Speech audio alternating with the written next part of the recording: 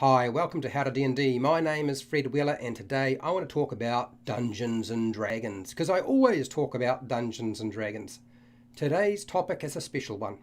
It's the Halloween special for Dungeons and Dragons or Dungeons and Dragons 5e.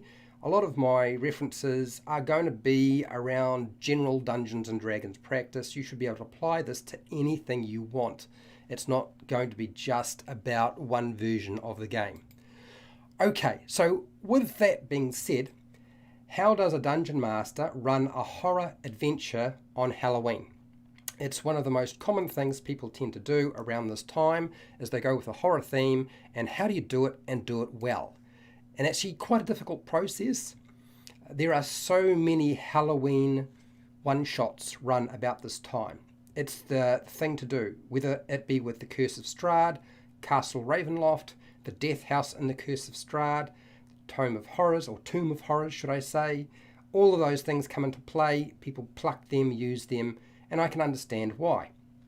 There are a few techniques. I have 8 different ideas I want you to consider. I'm going to keep my list pretty small today rather than get too complicated. The first thing I'm going to say is I want you to slow down your descriptions. Every time you describe something to a player, slow it down. Take your time, it's not a race, and use as few sentences as possible. We're actually forcing them to have less information this way. Why would we do this? Well, it comes to my next point, but this is one of the best ways to do that. Do not rush through your descriptions. Point 2 is allow for pauses in your descriptions. Okay, actually pause and stop. Why are we doing this? 1, it allows time for the players to use their imagination, and frankly, their imagination is the worst enemy they have right now.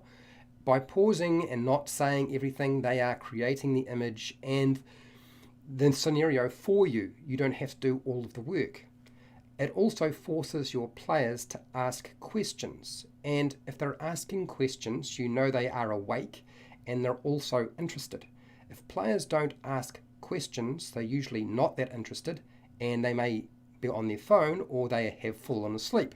So questions are good. We want that.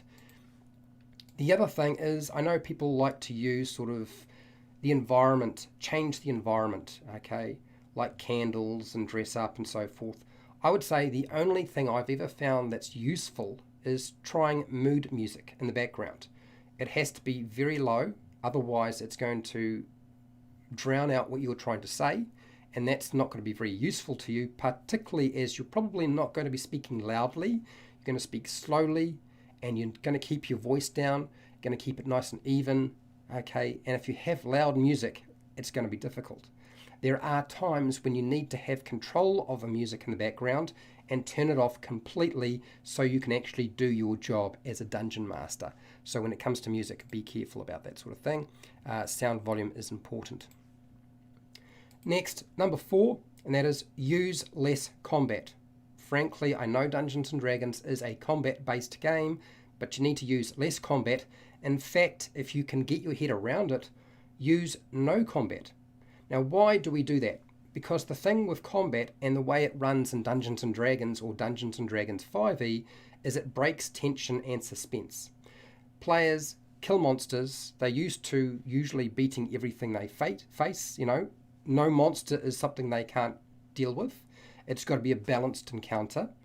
So that's breaking the tension and suspense you have been building by actually revealing the monster or presenting them with a battle.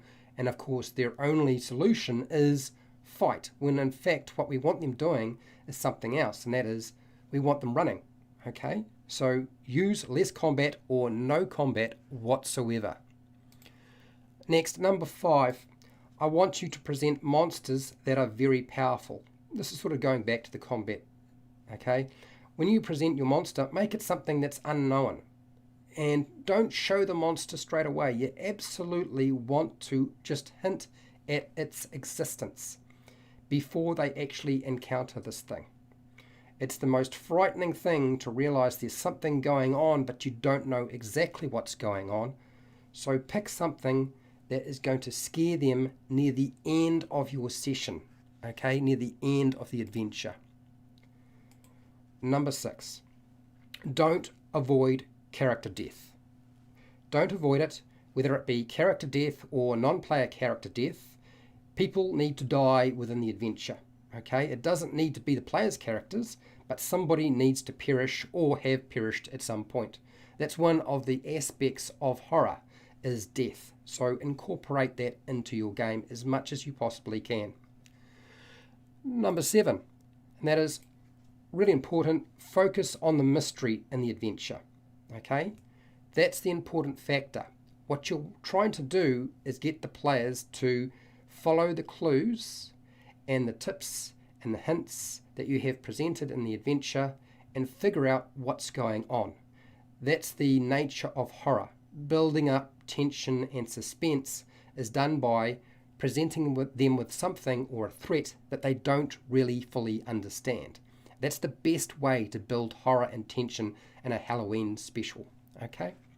And the last point, which a lot of people forget, and I'm going to point it out, I've mentioned it before, number 8, players are going to get tired when you run something that's horror or terror based. Okay? Halloween specials are about being scared. So I want you to run a shorter session.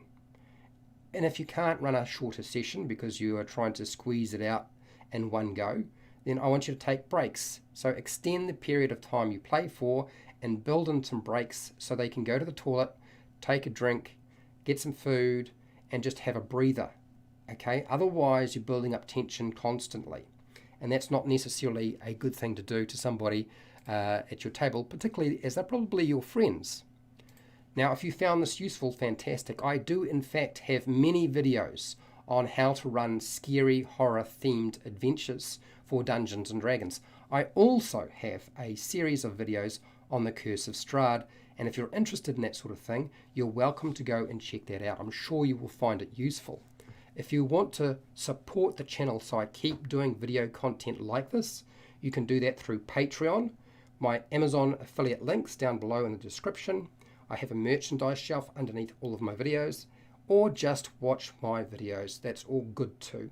Make sure to share, like, and subscribe. Hit the bell button to be notified when I go live and when I publish new videos. And hey, till next time, keep rolling those 20s.